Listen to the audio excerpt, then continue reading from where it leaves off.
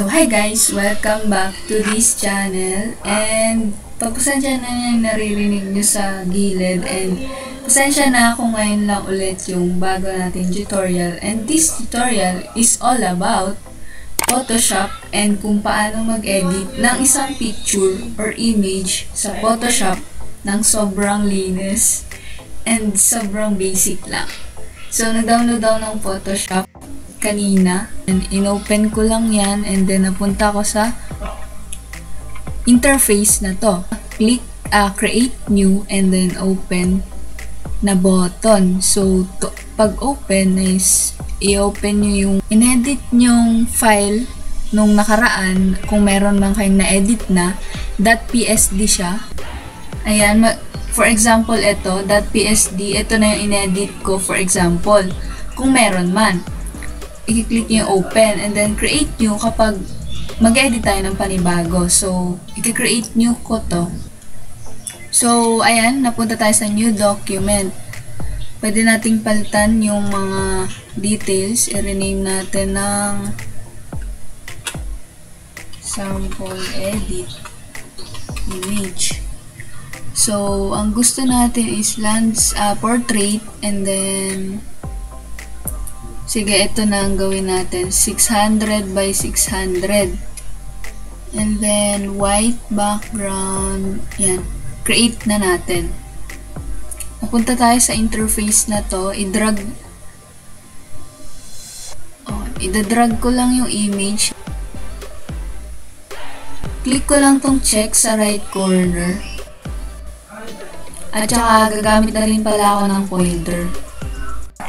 So, control and then plus. Gusto natin, for example, gusto natin tanggalin itong flowers dito sa lamp na to sa mismong image natin. So, kailangan natin i-zoom yan para mas makita natin. Control minus or control plus lang para mas ma-zoom. Ayan, naka-zoom na yung image. So, ang palagi kong ginagamit para mawala tong image or yung isang bagay sa isang image is yung clone stamp. Left click and then select natin using this left click mouse. And then kailangan natin i-click sa keyboard natin yung Alt. Click lang kayo ng katulad na background dito para yun yung pantabon natin sa flowers. Alt, i-hold mo lang and then left click. Medyo ano siya black. Wait. Parang iba na yung part na yun. So, dito na lang ako kuha. Para pala ma-adjust tong circle, pwede nyo i-adjust dito sa top corner, itong 12, yung size niya. Pwede nyo yan ilakihan, liitan. So, 12 lang tayo kanina. Yan. So, Alt ulit, and then left click, and then tapal-tapal lang. So, ayun. Nakikita ko na bago na. Pero may white pa rin. Ayusin ko to ng mabilisan sa fast forward natin. Matrabaho and time consuming.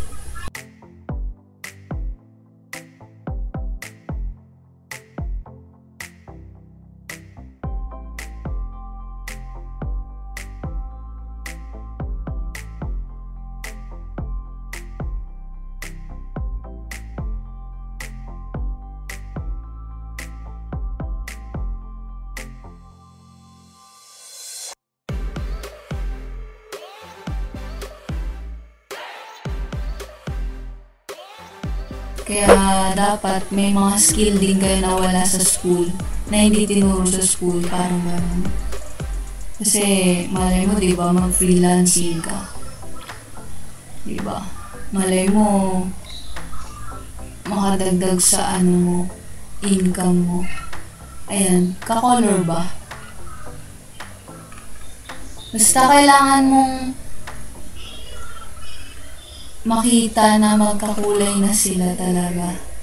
So, ayan guys, inopen ko yung mismong picture. So, match na ba sila? Or parang halatang nawala yung flowers? Halatang nawala ba yung flowers? Or hindi? So, pwede pa naman yan i-enhance ulit. Kayo na ang mag-comment sa baba kung sobrang halatang edited. Kasi medyo black dito, no? Hindi ko alam kung baka kasi match ba sila. Feeling ko match, pero feeling ko hindi. Kayo na ang humusga, guys, kung sobrang dumi ba ng gawa ko or what. Pero ganun nag-work yung clone stamp tool. Tama ba? Stamp tool? O, tama nga. Nakakalimutan.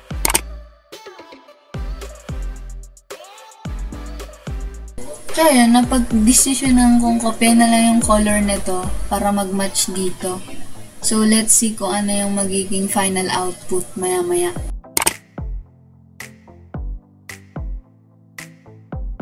So, ayun guys, tinry kong kopyahin na nga ito papunta dito sa baba. And hindi ko alam kung kaparehas talaga ng inedit natin. Pati yung skills ko, nagda-doubt na ako. So, for example, ayan na yung gusto nating output na lang.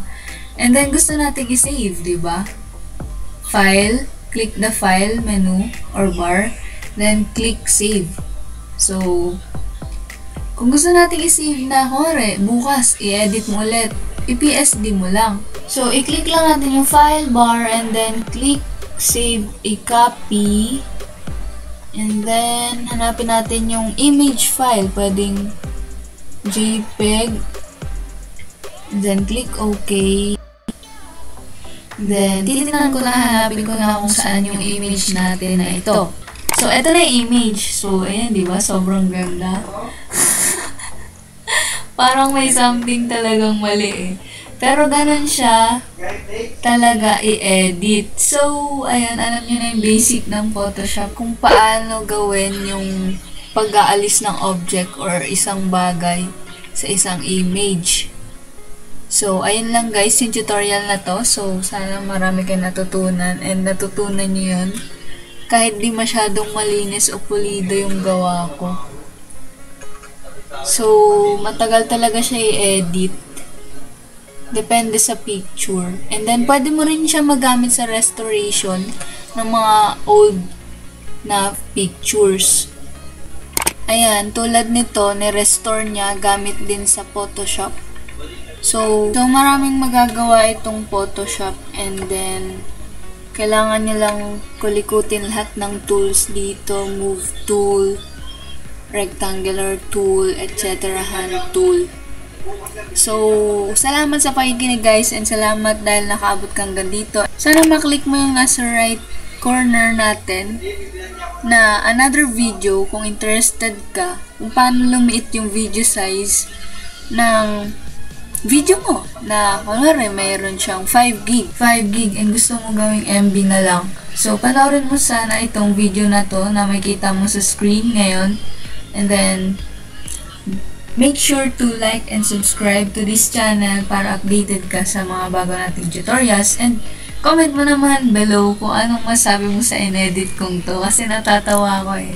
Nagda-doubt ako sa skills ko tuloy. So maraming salamat guys and see you on my next video. Ingat kayo and bye-bye!